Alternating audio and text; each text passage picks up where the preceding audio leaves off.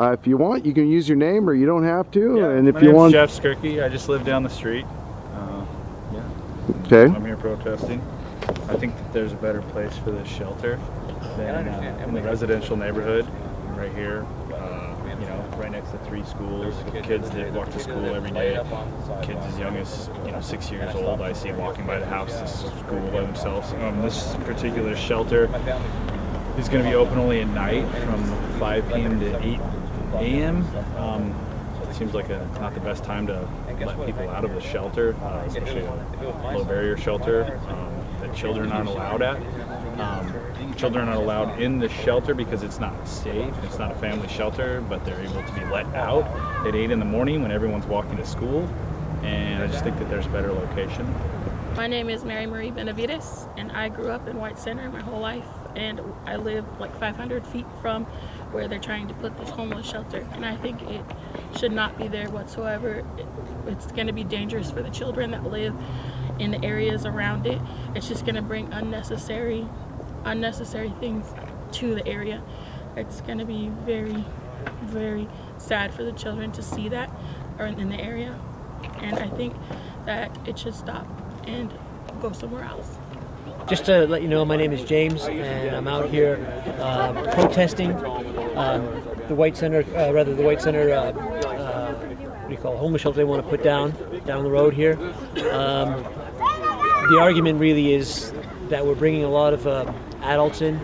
There's a guy behind you, sir. What do you look out? Oh. Sorry. Let me get out of the way. Sorry. What's it called down there? What's that place called down there?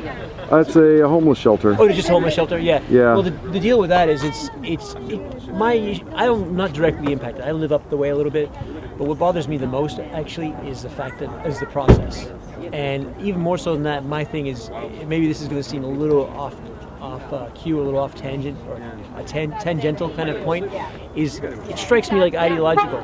I don't think they ever expected anybody, this community, to react in such a way. They thought we just accept it because that's who we are down here. That's that kind of arrogance that they have, and you can hear it in their language when they talk about us. You know, they always say things like the royal we.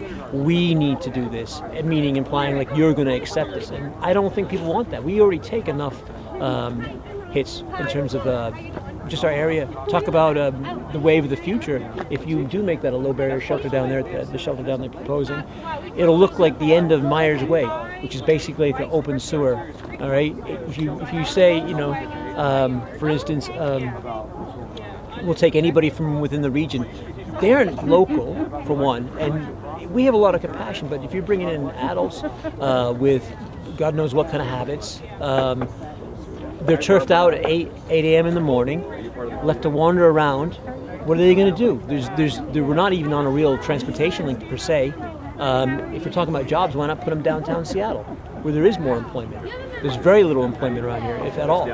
So those are my issues. But like I say, my main issue is their attitude towards us as a community. And oftentimes the politicians talk about, we want a community, we want a sense of community. But when you actually want to start to employ it or use it, then they get really kind of jittery about that. They don't want a community; they want to dictate to us, and that is, to me, that's totally antithetical against my views of how government should run.